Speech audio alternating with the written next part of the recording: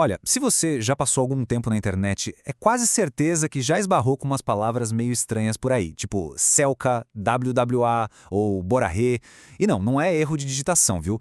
São, na verdade, peças de um quebra-cabeça linguístico bem fascinante, um quebra-cabeça que une um dos maiores fandoms do planeta, o BTS Army. E hoje a gente vai decifrar esse código. Sabe aquela sensação de entrar numa sessão de comentários de K-pop e ficar meio boiando? Como se todo mundo estivesse falando uma língua secreta que só eles entendem? Pois é, se isso já aconteceu, pode relaxar que hoje a gente desvenda esses mistérios juntos. Porque o que vamos ver aqui vai muito além de um monte de gírias. É, na verdade, a cola que mantém uma comunidade global inteira conectada. É quase como um passaporte para fazer parte de algo muito, muito maior. Então, vamos lá, vamos começar a entender isso melhor. Ok, vamos começar pelo que a gente vê, pelo visual. A nossa primeira parada vai ser um vocabulário que descreve todo aquele conteúdo que os fãs criam, assistem e, claro, compartilham sem parar. É a linguagem visual do fandom. A primeira palavra é Selca. É bem simples, na verdade. É uma abreviação para selfie camera, ou seja, uma selfie. Mas o que é genial aqui é como o fandom pegou algo tão comum e transformou num verdadeiro evento. No Selca Days, os fãs não só postam suas fotos, eles entram num ritual coletivo, recriando fotos de um membro específico do grupo. É uma baita homenagem. E é exatamente assim que a coisa acontece. Uma hashtag como hashtag Taihang Selca Day não é só uma tag. É um chamado, sabe? Ela mobiliza uma criatividade absurda e transforma um dia qualquer numa galeria de arte global, toda dedicada a um artista só. É a comunidade em plena ação. Agora, a fancam. Isso aqui é muito mais do que só um vídeo de show focado em uma pessoa.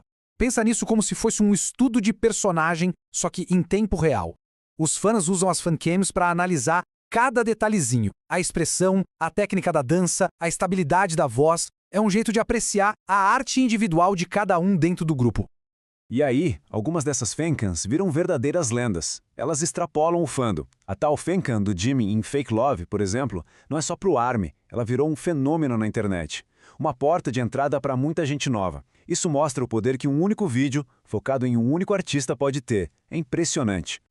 E claro, não podia faltar o WWH, Worldwide Handsome. Sabe como isso começou? Com a piada do próprio membro, o Jin, se autoproclamando o mundialmente bonito. Só que o Phantom abraçou a ideia com tanta força que virou um fato, quase uma lei da internet. É o exemplo perfeito de como o humor e a personalidade deles acabam moldando a linguagem da comunidade. Bom, já falamos do visual, agora vamos pro emocional. Porque se o fandom tem uma linguagem para o que se vê, pode ter certeza que ele tem um vocabulário inteiro para o que se sente. E isso nos leva direto para a linguagem da fofura. E aqui, olha, é um verdadeiro arsenal. Moá é aquele som, a onomatopeia, a reação instantânea quando um deles manda um beijo para a câmera.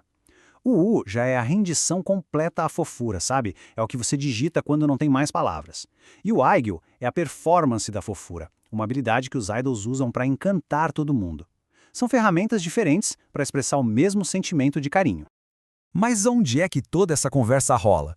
Para a gente entender a linguagem, a gente precisa conhecer o território. Então, vamos dar uma olhada nas plataformas digitais que são o coração desse universo ARMY. No centro de tudo, a gente tem o Weverse e o Weaver Shop. E olha, é muito importante não confundir os dois. Pensa assim, o Weverse é a sala de estar do fandom. É um espaço mais íntimo onde os artistas e os fãs conversam.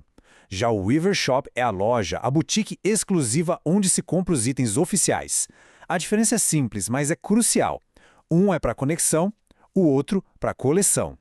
Mas nem toda interação é positiva. E agora o tom da nossa análise vai ficar um pouco mais sério, porque a gente precisa falar de um termo que define os limites do que é ser um fã, o termo para um comportamento que é totalmente inaceitável.